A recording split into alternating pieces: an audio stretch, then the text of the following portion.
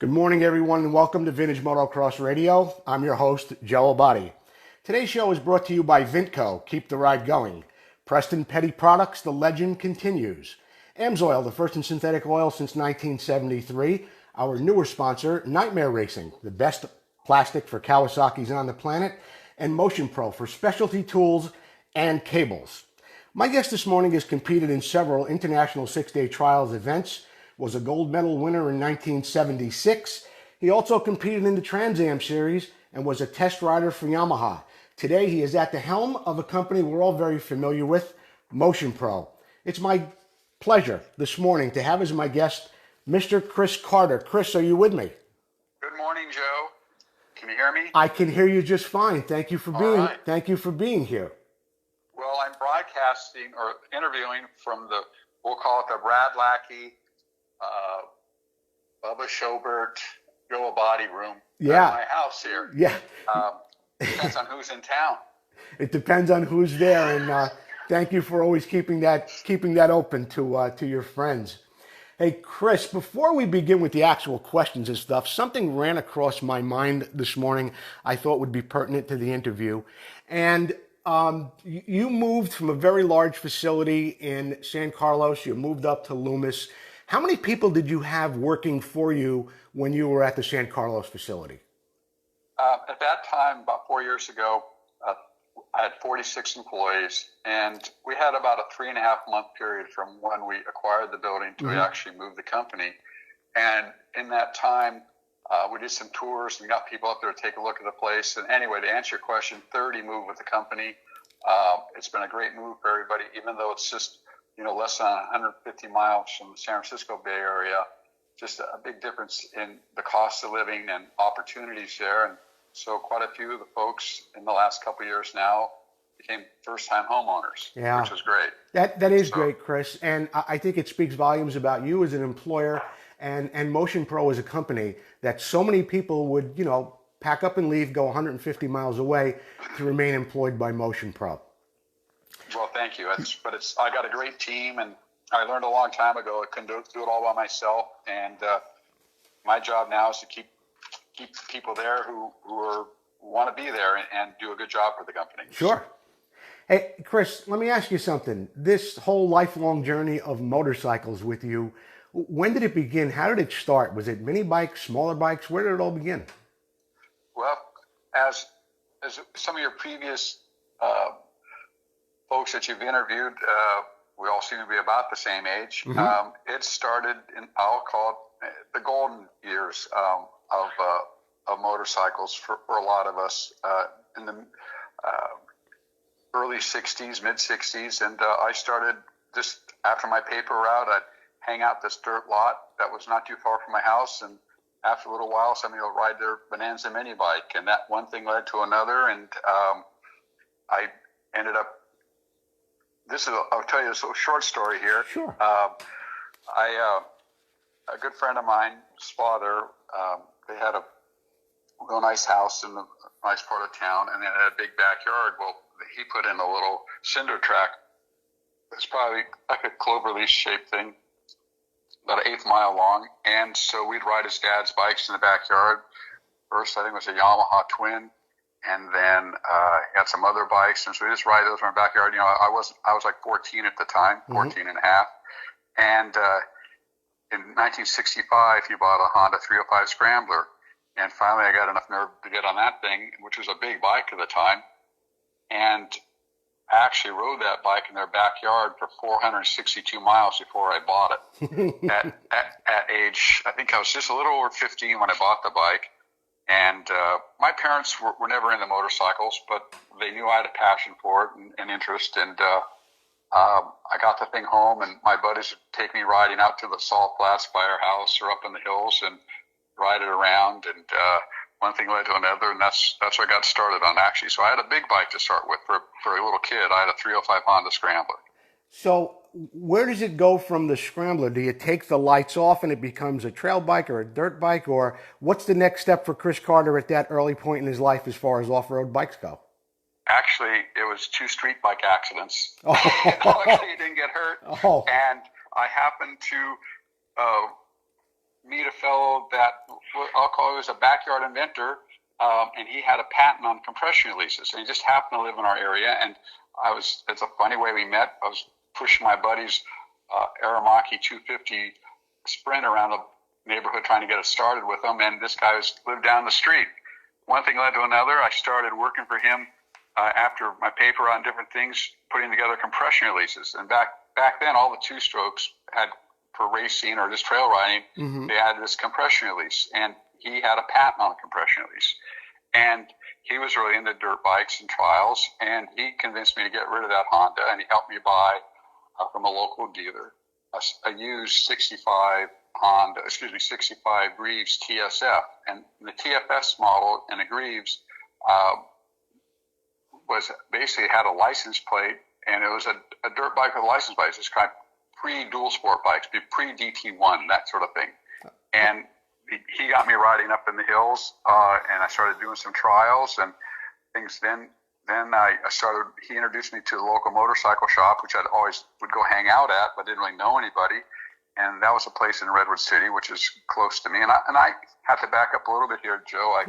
I grew up in the Bay Area, in Mid-Peninsula, and it was at the time, mid-'60s, late '60s, it was a hotbed for flat track, or any kind of racing, actually. A lot, within 50 miles of our town, there were probably 5 or 6 tracks for flat track.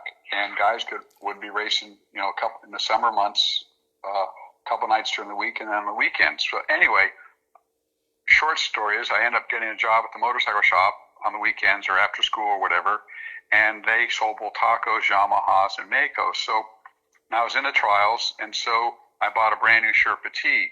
Well, that meant I didn't have any kind of transportation, so I ended up just bumming rides, whatever, with different people to go up the hills to go riding, and started doing some trials events. In fact, back then, I guess he was a world champion. Sammy Miller was the top guy in trials, and he was associated with Bultaco, and he came to our part of the town and did a riding clinic, and so I went to his riding school. And anyway, it was a great foundation for what continued from there. And then I kind of got bored with trials, and the Yamaha DT1 came out, because I was working at the Yamaha shop, I got one of those, and back then I was a 69 DT1. We had the Git kit, so I got the Git kit for it, and motocross was just coming on. So started racing motocross. I did a few scrambles and stuff, but mostly motocross. And then I really got the motocross bug, and I got a 19, I think it was also in 69, I sold that, and back then you could only afford one bike at a time. Sure. I got a 250 Mako square barrel, a brand new, and that was awesome. Although Makos, you learned how to be a pretty good mechanic when you had a Mako. Yeah. So that's what really got me started in dirt bikes. I mean, so far as competing, but I need to break in just there a little bit, Joe, to tell you that what really got me in motocross, though, is reading all the magazines and then hearing about guys like Torsten Holman and Joel Robert. And back then, when Edison Dye was doing those tours and bringing those guys over after their season had ended, and we had, at the time, we had 1968, I think there were 3 or 4 races on the West Coast. And I was lucky enough to go to 3 or 4 of them. And back then, you could just walk through the pits. Joel Robert and the Coster, just the 2 of them here, the guys are world champions. They're driving around in a used Ford Econoline van.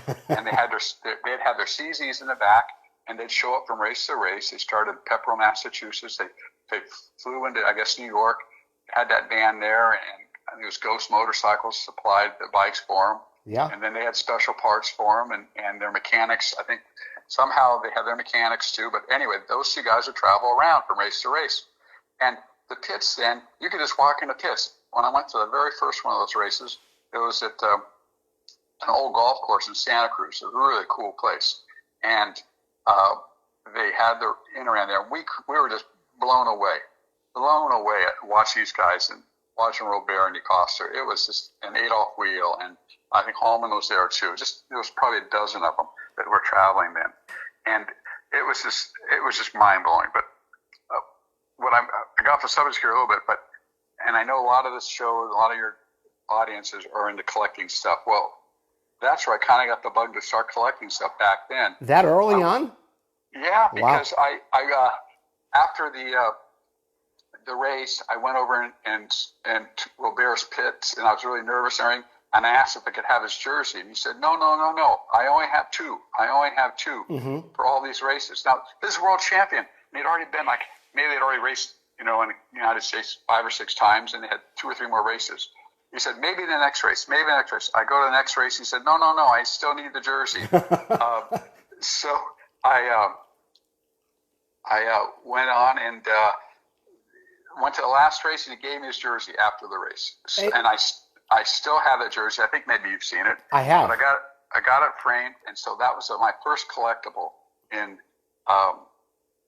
1968, I guess it was. Yeah, I have seen that jersey, Chris, but I never knew the story behind it. And it is quite fascinating. And, when you mentioned the Inter-Am and these guys traveling across the country, I had the pleasure of meeting Dave Bickers in England, and we talked about those years of him coming here and riding with Roger and Joel. And he had something to do with that van as well, or one very similar to it. And he was explaining how he had to really be careful with money and how they were getting from race to race. So much like the Joel Robert story with I only have one jersey, I remember Dave telling me a story similar to that, and how he and I forget who the other guy he was traveling with at the time, but how they were splitting hamburgers and making sure they had enough money, and needing gas for the bikes and making sure there was enough gas in the van too. And it's just amazing how times have changed from guys who are absolutely legendary in the sport and went on to become world champions like Roger or Joel, and how their early years were so humble. And fortunately, a guy like you has some great stories to go along with that. Yeah, and then it just continued. We'll get into that a little more about my history and everything. But anyway, from there, after working the shop called A&A Motors, which is really the hotbed of flat track, as I mentioned earlier, a lot of the guys they had a knack of finding the fast guys, and like Jimmy Odom raced out of there. Kenny Roberts, when he was an amateur, that back then professional racing is novice, amateur, and expert. And so when Kenny became an amateur, he left. He was on Suzuki's, and they were trying to get him on a Triumph, and he ended up on a Yamaha. So he raced out at A&A, and so all these guys would hang around at the shop, and we'd go dirt bike riding on the weekends sometimes. Back then, a lot of them had the TT races then were 750s, and so a lot of them had converted 750s that they'd ride in the mountains on the weekends to get in shape, and especially in the winter months before the Astrodome started, which is in February. So November, December, those months, those guys, we'd go cow trailing all the time. So here I got to go riding with those guys at a pretty young age, which was really cool. And I'm so friends with so many of them. It's really something for me. Yeah, you had such a house full over in the old facility. You had a 35-year anniversary there, and it was a who's who between flat track, road racing, short track. So many guys were there, including Odom, Kenny Roberts, and so many other guys. So a little trivia. Yeah. At that event, the AMA had a thing called the Grand Slam. If you won one of every discipline race during the year, you were a Grand Slam guy, and it was TT, short track, motocross, or not flat track, half mile, mile. Well, at our event, all 5 of the guys who've ever done it were there. Dick Mann, Joe Leonard, Bubba Schobert, and Kenny Roberts. And I think there's one other, I think it's Doug Chandler. But anyway, they're all there. The only time all 5 of them have been together in one place. Yeah, I have a lot of pictures of that event. It was an amazing day. Hey, let's go back for just a second. Sure. You were saying that Kenny Roberts originally was on a Triumph, and maybe, who knows, history may be different, but because of A&A, he wound up on a Yamaha? Well, yeah, he'd been riding out of a local shop called Selby Motors. He was riding Montesas and Suzuki's. The novices could ride up to 250s back then, not professional novices. So, when Ascot started, those guys would be down there every week. In fact, on occasion, I'd cut school and drive the van down with some of the guys who were riding for A&A at the time on 250s or the twins. And so he had a manager, and his manager was, trying to get him a ride at the next level, and he'd been real close to signing with Triumph. And Yamaha kind of found out about it, and they said, you can ride Yamahas, but you need to ride out of A&A. And because A&A had a great association with the guys at Yamaha. In fact, the sales manager for the Northern California area for Yamaha, his name was Pete Schick. He went on to be the racing director at Yamaha. In fact, in the Gary Jones, Jimmy Weiner period, he was in charge of all that stuff. And he had a real close relationship with the people at A&A. So that's probably how some of that came about. Hey, Chris, you qualified for the International 6-Day Trials 3 years in a row, 75, 76, 77. You had support from Yamaha at the time. But how do you qualify for such a prestigious event? Where did that begin for you? Well, it actually started with all the dirt bike stuff. Here again, motocross. I started racing motocross, like I said, and on a DT one with a good kid. Then I got a Mako 250, and this guy Pete Schick, who was still our area manager for Yamaha at that time, they were coming out. Yamaha was coming out with what they called a DT2MX, and because of the association with A&A, they pre-produced or pre-production bikes. They made, I think it's 25 or 30 of them that they sent out to dealers that raced. And so A&A was going to get one of those, and Pete Schick said, well, why don't you put Chris on it, get him off that Mako. So, and I was doing pretty good locally, motocross, and I had my professional license for motocross, and they didn't really have classes for motocross then. You'd either ride a 250 or 500, but it isn't like that expert amateur. So you just had a professional license. Right. So I was a sportsman expert. I just turned sportsman expert on the Mako. So I got the Yamaha, and part of the deal was they wanted me to do as many races as possible, and that's when I started traveling around in 1970, 71, doing the Inter-Am, Trans Am, all the support classes, wherever they ran 250s. So that was my first real experience with any type of factory support at a relatively local level with Yamaha. And looking back, I really should have stayed with Mako one more year and to develop some confidence, and just because I wasn't there yet. Yeah. But I went on the Yamaha, and that particular bike had sand cases. It was pre-production. It came out about 6 months before the actual model was introduced to the dealers. And I had a lot of trouble. I'd be leading some races back. I was in Wisconsin at the Inter-Am support class, and I ran really good in the mud or rough tracks anywhere else. That's right. I was much better there than hard pack tracks. Okay. And I was leading the first moto of the 250 support class by, and I was halfway through, it was half a lap ahead of everybody. And the damn swing arm breaks in half on one side. And then we didn't have a lot of parts for those bikes, and this is before Red Label or any of that stuff. You go to the bus station and wait for stuff. So Yamaha said they're going to, and the next races after that, so that ended my day. I only had one bike.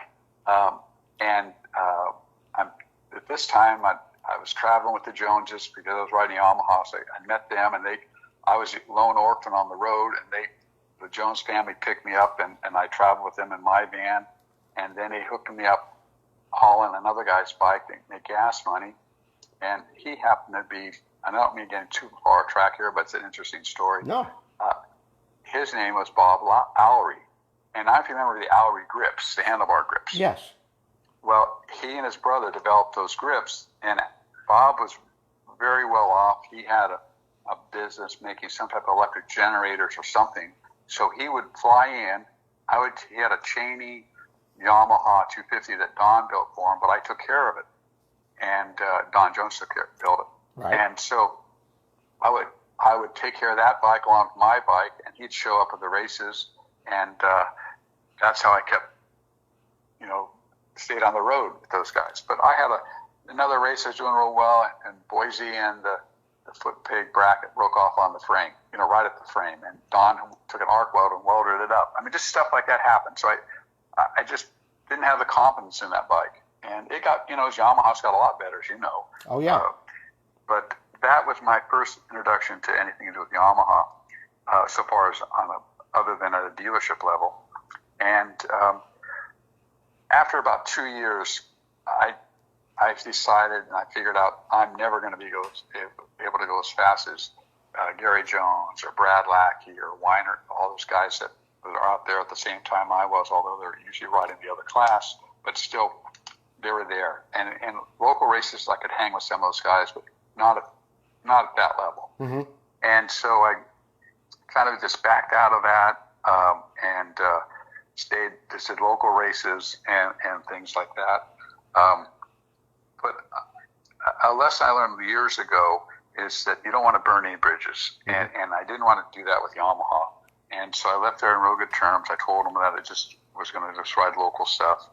And they were okay with it. They understood. And I wasn't doing that well with them anyway. So just stayed local. I rode some Makos and different things. And then I really got the bug to ride more off-road stuff like hare scrambles and enduros and stuff. So I built a 360 Yamaha, put Mako forks on it, made a different airbox, did all this stuff. And that was about 1973, 74. And I started going around and doing more of that kind of riding. And then I rode my first, this devil's tails back in the 6 days. I rode my first qualifier up in Trask Mountain in 1974, and that's what got me started. And it just happened that Yamaha was starting to develop a purpose-built off-road bike, which they had never really had before, mm-hmm. called the IT series. And so in a roundabout way, they contacted me if I wanted to ride the bike in the qualifiers. They had already done a lot of prototyping with their test riders. In fact, guys I still know like John Volkman and Mark Porter and guys that worked at Yamaha, Ken Haggerty. Anyway,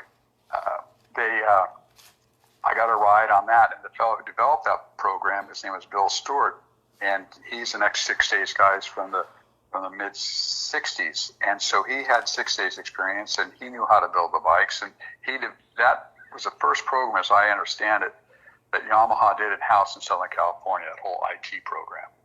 So did you ride an IT for those 3 years in the ISDT? You were always on a Yamaha? Right. Yeah, the first year. So in 75, they started doing the qualifiers. Mm-hmm. Yamaha just had me show up at the first race, which is down in California City in the Mojave Desert area.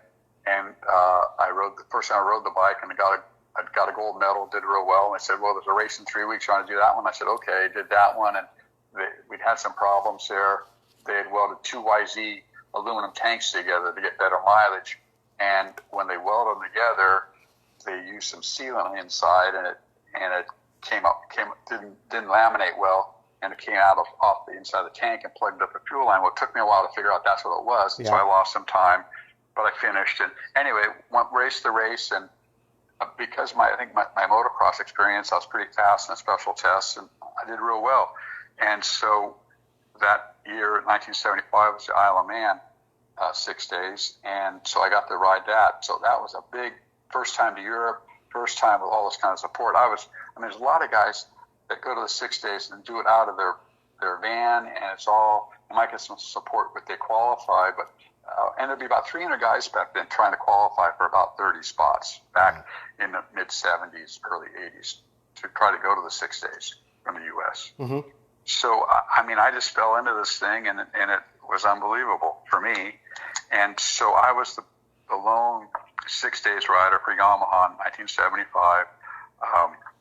And we're doing pretty good. We had some ignition problems the third or fourth day, and the thing was hard to start.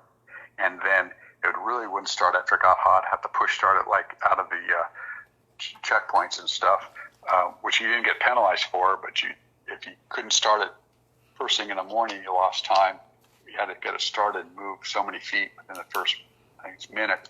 Anyway, we were able to finish, and that year, oh man, every year they have a final special test on the last day. Yeah. And that year they had a road race. They used about 5 or 6 miles of the Isle of Man road race course, which is city streets, and they blocked it off. And man, it was hairy. you're kind of bouncing off the curbs. And anyway, I finished the thing, and it was really a memorable day for us. The Americans did.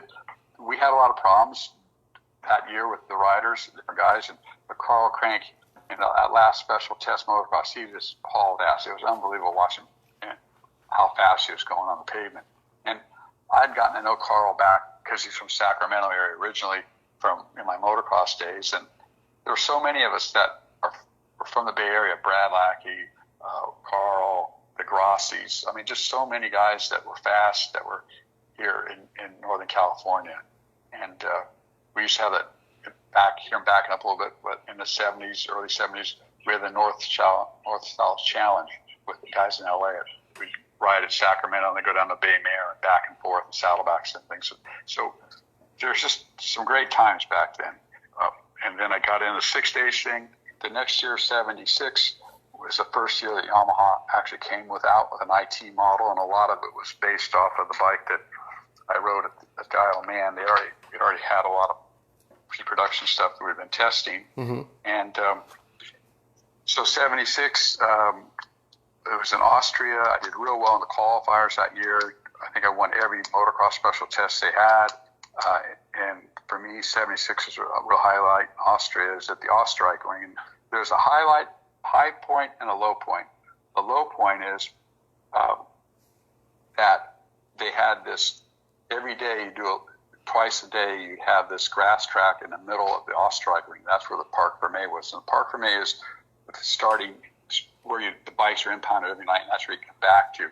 But you made these loops, and you end up back at the Parc Fermé halfway through the day, and they had this awesome grass track in the infield of the Formula One track.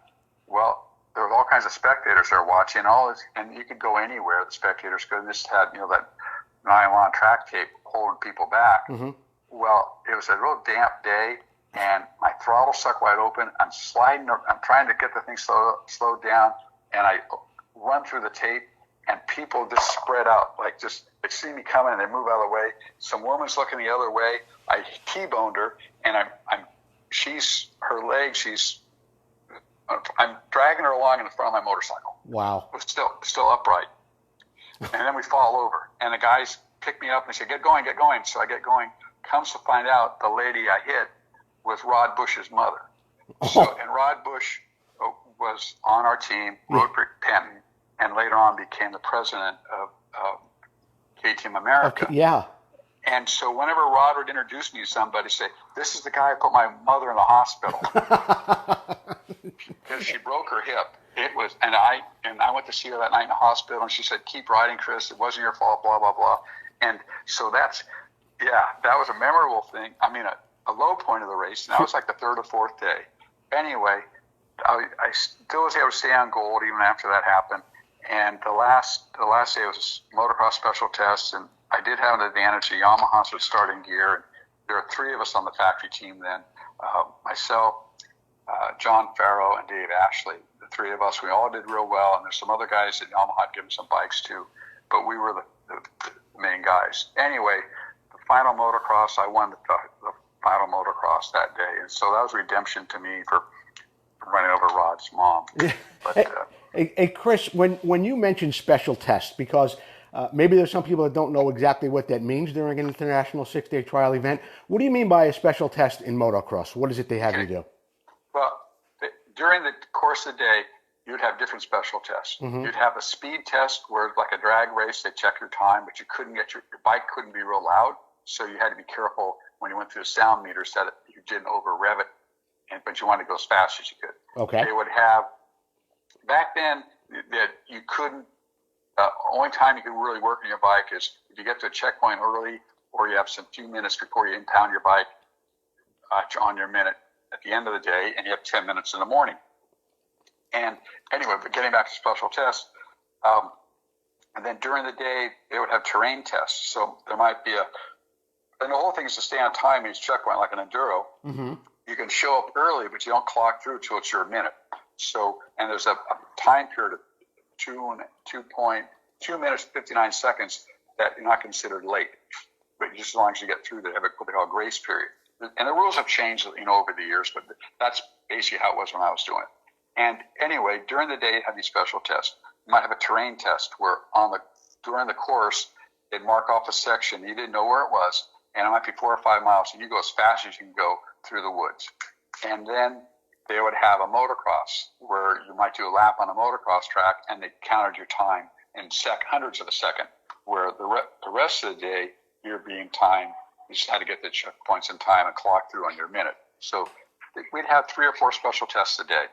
And then the last day would be a short day. And back then, you rode anywhere from 180 to 200 miles a day. But you rode a lot of country roads. It wasn't all intense trails. And then you would have these special tests along the way. So it's an endurance thing. And the bikes back then, you couldn't ride them at 100% all the time because they'd break. You had to be really careful. These are air-cooled bikes. Water-cooled hadn't started yet. And all the parts, certain parts are marked, so you can only change so many things. So you really had to ride with finesse, but ride as fast as you could. Yeah. Stay on time.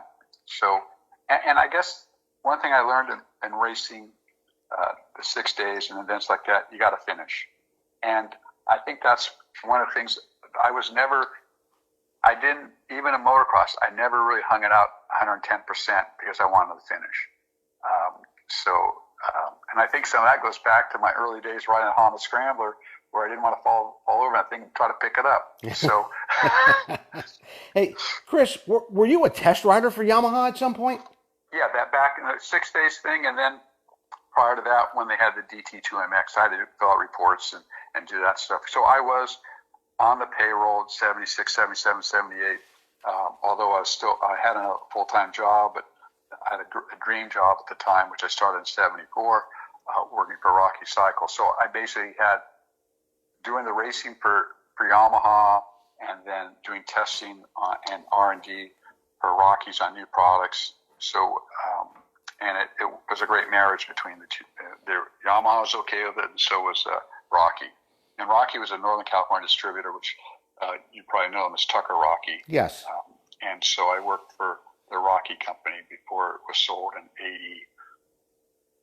86 they sold it to Tucker in Texas. Now, Chris, I don't think it's possible to attend a professional race as a spectator and not see a Motion Pro banner. Do you have any idea how many different events Motion Pro supports between flat track, motocross, and enduro? Well, we do. I started Motion Pro in 84 after 10 years at Rocky. So I was there 74 to 84. And I just saw a little niche no one was taking care of, and that was replacement cables for the Japanese OEM type bikes, and then some accessories, a few accessories. Mm-hmm. So I, at the time when I started, flat track was very popular, and Cycle News, when it came out, and they had those 15 or 20 flat track grand nationals every year, it was always on the cover. And those guys weren't getting a lot of help back at that time. And so I was able to pick up a lot of those guys just for product and so on. And same with some motocross guys, just because I knew them. And so that's how I kind of grassroots got started. And it's funny, I even have guys now that I'm going to tell you, their kids are racing, and we sponsored them when they were younger, like on the flat track side especially. And also on Speedway, we have some guys that sponsored Steve Martin. Now both his twins boys were racing, and they're using Motion Pro. I mean, so it's and so we have Kevin Barnes that we sponsored, and now his son Ryan is a top contender in the AFT flat track. So I just started off just sponsoring guys, and I can't say no. It seems like I can't say no to anybody now. But we've had to curtail certain things, so just because of the ups and downs in the industry over the years. But no, whenever possible, we try to, because for me, it's keeping people out there riding their motorcycles, hopefully buying our stuff, appreciating what we do. We have a lot of dealerships that guys race, and we try to make sure if there's something they need from Motion Pro, we try to take care of them.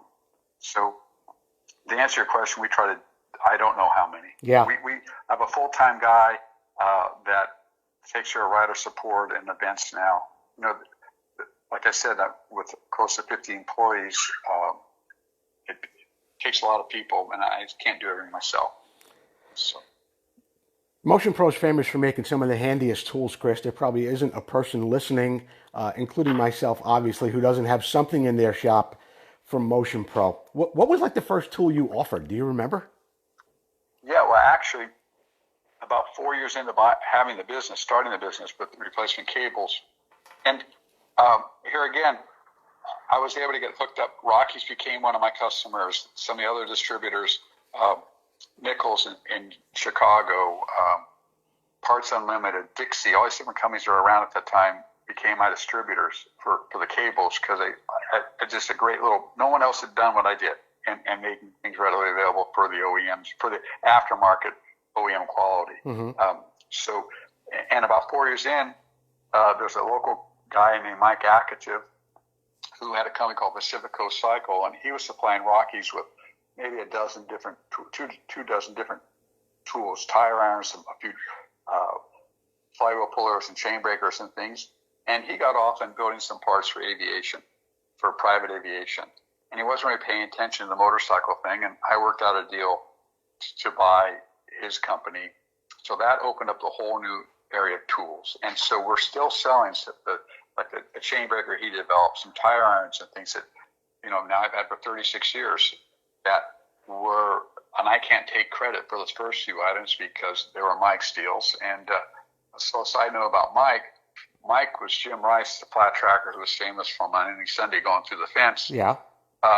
He was his tuner, and he's here in the Bay Area. And Jim's a good friend of mine. He lives not but 4 or 5 miles from my house. But so it's just funny how all these things have worked out. So Mike and I worked out an arrangement, and I bought PCC, Pacific Coast Cycle, and that's what got us in the tool business. And then since then, I saw little different things that I thought would be nice to add to the follow niches and started making some different tools. And then mechanic friends of mine say, Chris, why don't you make this? Or, I made this invention, but I don't know how to bring it to market. So we partnered with some different people on some products and developed them and made them available. So we've had some royalty programs, and now it's grown where I have 2 full-time guys that just do R&D and develop things, and we have our ear to the ground all the time and listening to people and looking at bikes, and whether it's a ATV, a motocrosser, a road racer, or whatever. And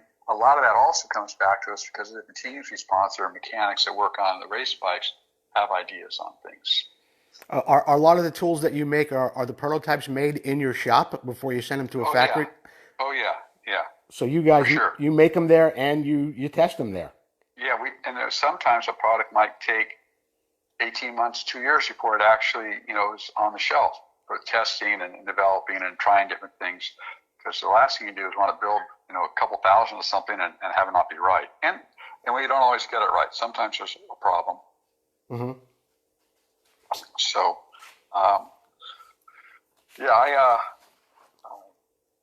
I've been very fortunate, Joe. Chris, whether it's in a magazine or the internet, it doesn't seem you can read an article or hear a question anywhere where your name doesn't come up where it pertains to a 1967 RH67 Suzuki. Where did your love affair for that bike begin? Well, one of the first tracks that Brad Lackey and I used to go to back in the day was up Marin County, a place called China Camp. Mm-hmm. And Suzuki was really the first company to develop a purpose-built motocross bike. And they got those out to dealers that raced. And there's a dealer in that area called Dam Cycles. In fact, Brad's brother, Randy, he got to ride one of those bikes at China Camp. I'm not sure if it was a day I was there or not, but I heard that thing, and it sounded so much like a CZ because, what Suzuki did when they're developing that bike starting in the early 60s when they started thinking about motocross, they even took an X6 and tried to make it into a motocross bike. They hired Ole Peterson, and they had already had the RH67 kind of partially developed at that time, and he came on as a test rider in Europe, and that's how it all evolved. But they only built about 100 of those bikes, Joe. Yep. For the world, and a lot of them ended up here in the United States, but so many of them at that time ended up being flat trackers. And they had some real problems. They basically copied a 250 twin port CZ engine, and the CZ, the clutch is right on the end of the crank, and so it's spinning as fast as that motor's spinning, and with no reduction. And the Japanese were just learning things, and that was one of the problems. They didn't use the right material on that clutch hub, and you'd spin all the splines off of it. So a lot of those bikes never got too far, and they eventually came out with the TM later on, and then of course the RM. But that was like Suzuki's the first company to really build a motocross bike, purpose-built bike, and that was that. And then that led to the TMs later on, and of course Joe Robert on the RHs and DeCoster and so on and so forth. So I just got on those things before anybody else did. Started tracking them down. A friend of mine, Don MD, his father, who, he and his dad had won Daytona both over the years. His dad won it in the 40s, and he won it in 72. And they were a Suzuki dealer in San Diego, and he had a couple, and I'd become friends with him. And after about 10 years of negotiating with him, I was able to buy all the stuff he had, and he thought there was enough there to build 2 or 3 bikes. So it was like 1.5 bikes, but I got all this stuff. And that's what got me on the hunt. And so I just kept hunting those bikes down before anybody else was thinking about them. And now, Chris, they're really starting to get traction. I mean, we saw one go last year at the auction. Wasn't in very good shape at all. It wasn't a very original bike. And I believe that bike did close to $30,000. I think a little over 30. Yeah. So, but it costs a lot, as a lot of your folks know. It costs a lot to restore bikes now. Yes. And just finding somebody can do, and a lot of them get over restored. But getting the plating done so it looks like it came out what it did when it came out of the crate, and the paint work and so on. So right. It is expensive to restore a bike now, and there's fewer and fewer guys around that really know how to do it to make it look genuine. And some of us are aging out that knew what they looked like when it came out of the box. Yeah. So, I know what you're talking about, Chris, and even in, what I noticed one day is I was restoring a bike, and I went and I looked at a brochure that came from a dealer, and I saw one thing, and then I looked at the bike in a magazine, and it looked different again, and then by the time it got to the showroom floor, something else was a little different about it. So, and those are with bikes, let's say an RM 250 from 76 or 77, let alone an RH 67 where there was only 100 or so built. Who really, as you say, how many people are left that really know what they looked like from the beginning? Chris, what was the hardest part so far that you've had to reproduce for one of those bikes? Well, I'm still chasing parts. We're trying to finish one bike right now, and I've had a guy for the last 7 years going to be machine me up a certain part. I'm still waiting for it. So it's tying up finishing another bike. Yeah. So, but it's finding the right handlebars, tracking down the right levers, all those little things, the right shift lever, just stuff.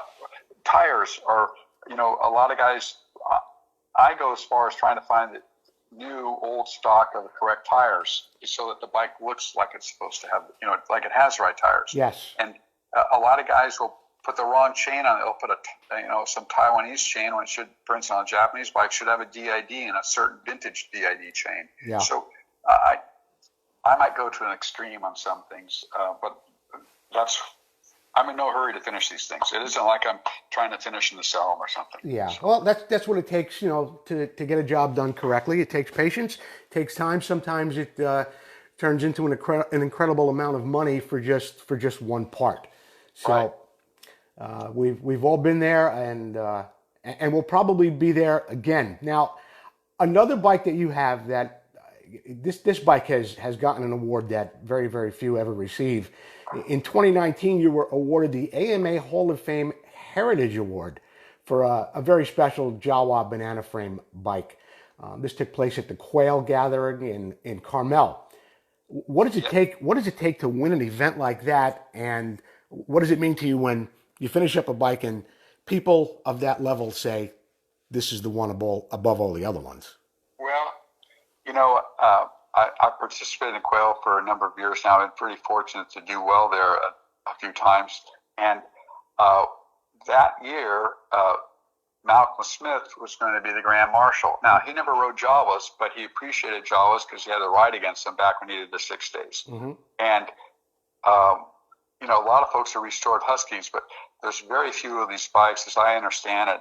And that was a bike to have if you could get one to ride the 6 days with, because they were purpose-built for the 6 days. It had quick-release wheels, an enclosed chain, magnesium cases. The transmission was a cassette transmission. You could pull that transmission out without taking it out of the frame. And, the 6 days, it wasn't considered cheating unless you got caught. So those bikes were made so you could basically rebuild them on the trail, or you would swap bikes. The checks are so good that they would be able to have an identical bike. If a guy had a problem with one of their bikes, they would switch a bike during the day someplace and get it back at the end of the day. They'd switch it back, and he'd ride something else during the day that looked identical, but it didn't have all the correct markings on it, and they'd switch it back. So if I had a transmission problem or something, they could fix it. Or even broke a piston, they could fix it without taking the seals off, because all those bikes they're sealed, so you can't take them apart readily, easily apart on the trail or anywhere. So anyway, they only built about 15 of those bikes, as we understand it, for a U.S. market, and this is one of those. This is a 250. In fact, we're trying to finish a 402 right now, which is getting really close. So they made that in a 250, a 350, and a 402. And getting back just a little bit, because Malcolm Smith was going to be the Grand Marshal, I thought it'd be a great bike to bring there.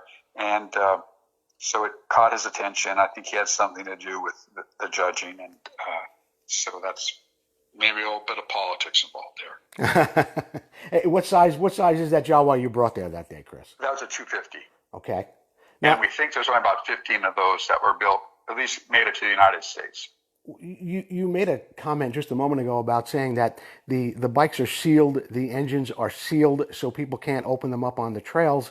Right. What does that mean, Chris? That there's paint on the bolts and stuff, or? Right. Well, certain parts are marked with a special paint. They change that paint every year, and it's special. They could detect if you tried to mix up your own color paint and mark the parts, during the course of the event.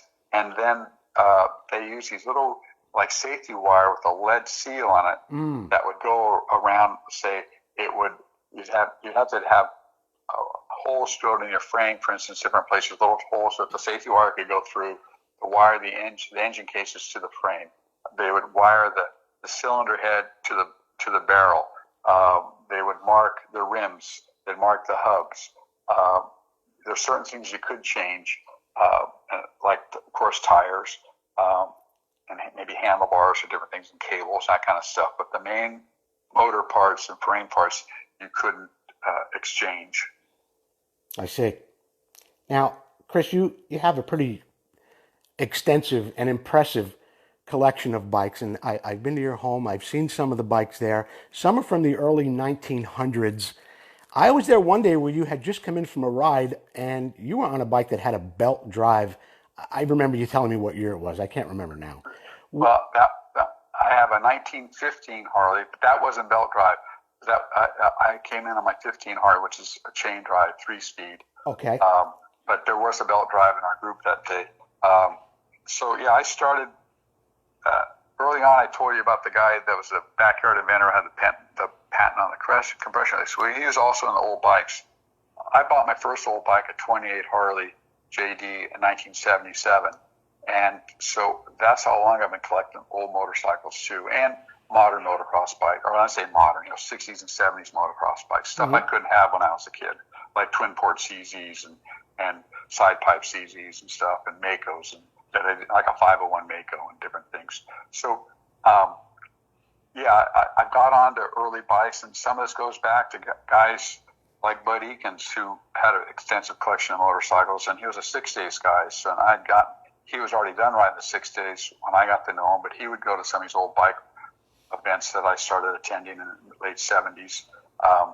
In fact, I was there one time at an event by Visalia, and Steve McQueen was there. I mean, man, to get to meet Steve McQueen, that was something else. And he was really into old motorcycles. So I love old stuff, especially the early teen stuff.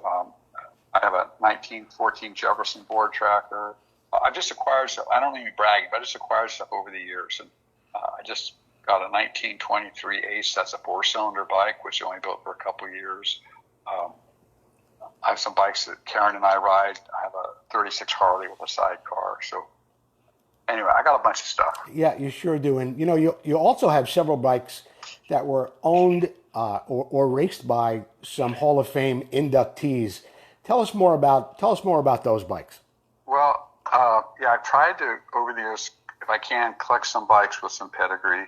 I have Don Emdy's TM250 Suzuki. That's a twin port that he raced scrambles with. I also have Preston Petty's, and he's documented that I do have his bike. I also have a Dick Mann Gold Star that he raced in the 60s. Mm-hmm. And I have Joe Leonard's KR, his 750 KR, and I also have his 900 that he used for TTs. And both Dick Mann and Joe Leonard, I'll say, were guys here in the Northern California neighborhood that I got to know over the years. And when I found out those bikes were going to be sold, I didn't want them leaving the neighborhood. So I made time payments, worked out things, borrowed money, whatever, to get those bikes. I just think they're really important to have those bikes. And Joe Leonard was a fantastic guy. He's the only one that so far is a 3-time Grand National Motorcycle Champion, and then went on to be USAC champion 2 years. He raced like 7 or 8 Indy races. He was racing the turbine car, beating in 68, and some small, inexpensive bearing went out 3 or 4 laps from the finish, and he would have won that on a turbine car, which was outlawed the next year. So anyway, it's just for whatever reason, if I can find a bike that has some history, I'll buy it, or it's from belong to what I feel is a important person in the history of motorcycles. Don't you have a Bubba Schobert bike too? Yeah, I got onto the RS 750s here again before anybody else did. I have his Grand National bike. I also have Doug Chandler's RS 750. And before they built the RS 750 in 84, they took the CX 500 Honda, which looked like a Moto Guzzi V, and Jerry Griffiths, who was in charge of that program at Honda at the time, turned it into a dirt track the best he could before the RS 750. And I have an NS 750 that was ridden by Scott Pearson, who was another local guy, and it was the only one of that particular type of bike, the NS 750, to ever be successful, and it won the Louisville half mile. Wow. So in 1982. So another little note, I think it's Honda. They only were officially in the dirt track game with those bikes from about 82 to 89, and then a lot of privateers had those bikes. But I feel it's an important part of dirt track history, and it's been a 7-year project. But I'm underwriting the cost of publishing a book on the history of that period, and have about 50 interviews with different people involved in that program, whether it's privateers or guys like Bubba Schobert and Doug Chandler and so on, Scott Pearson. When will that book be available, Chris? We hope sometime after the first of the year, but that's how I said 2 years ago. We keep finding more stories, more things, but we finally put the brakes on it. It's at the proofreader now, so okay. It'll be about 400 pages. Might be a little extreme, but it's going to cover lots of stuff and a lot of the history of flat track and the whole Camel Pro series and all the stuff that was going on in the 80s. Chris, the AMA Hall of Fame Museum, you were a board member on that. Are you still, and what does that position entail? I'm no longer on the board. I did it for about 8 to 10 years, and I just and they had made some changes and different things happened, and so I just and it's a great organization. The AMA Hall of Fame is a very important part of motorcycle history, and so it's and I still participate whenever I can, doing whatever they ask of me, but I'm not on the board at this time. Okay. The Trailblazers, a very interesting club, the oldest off-road club in the country. In 2015, you were inducted into their Hall of Fame. Tell us what it means to be inducted into that, and talk a little bit more about the Trailblazers too, because maybe there are some listeners that aren't familiar with it. Well, yeah, the Trailblazers has been around for 77 years, and right now they would traditionally have an annual event, once a year event in April, down in Carson, California, and because of the pandemic, they had to postpone it. So they postponed it back in April. They said, well, they had an open date at the same facility in November. Let's do it the first part of November. And so they changed the date to that. Well, now because of what's going on, they're just afraid. And it's a large gathering, about 800 people, and they sell out. It sells out within a few hours of when the tickets become available. Yeah. It's a great event. And if any of your listeners have an opportunity to go, make sure that you should go at least once. It should be on everyone's bucket list who has any interest in motorcycles. It isn't just flat track. It's any type of motorcycle. And let's face it, LA is a hotbed, and always has been, of motorcycling. Mm-hmm. All the OEMs are there. But this would have been, I think, the 77th year of the event, and I was really looking forward to it. Our friend Brad Lackey is going to be inducted. Scott Harden this year. Bubba Schobert. Also another real good guy who's done a lot for motorcycle industry. Larry Langley is being inducted. And it's just that I assume that it's being put off, and they'll be the inductees for 2021. Yeah, hopefully we'll all be able to get down there by April. Yeah. All of this will have passed.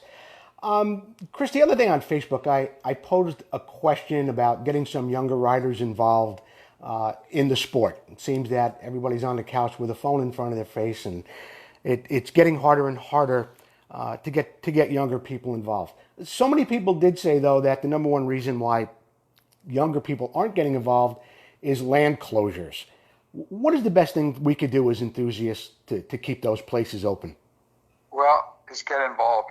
As one of your previous guests, Scott Harden, I think made it real clear, we all need to be involved. And he's so right. He's involved in Best in Desert promoting races, and it's a challenge this year for everybody.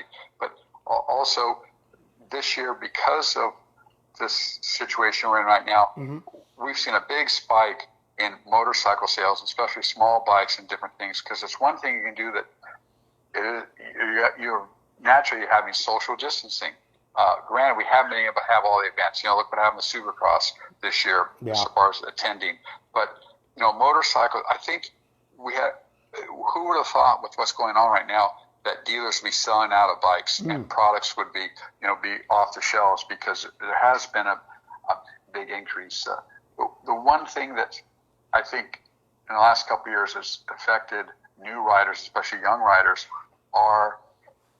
and I have to be careful here because we do make some support, but side-by-sides. Okay. Granted, the side-by-sides have helped keep dealerships alive with a new market, but it also, people that might be buying a side-by-side, instead of buying a mini bike for their kid to ride, they're putting them in the back seat of that side-by-side. Yeah. So, but having opportunities, places to ride, it's changed so much from when I started.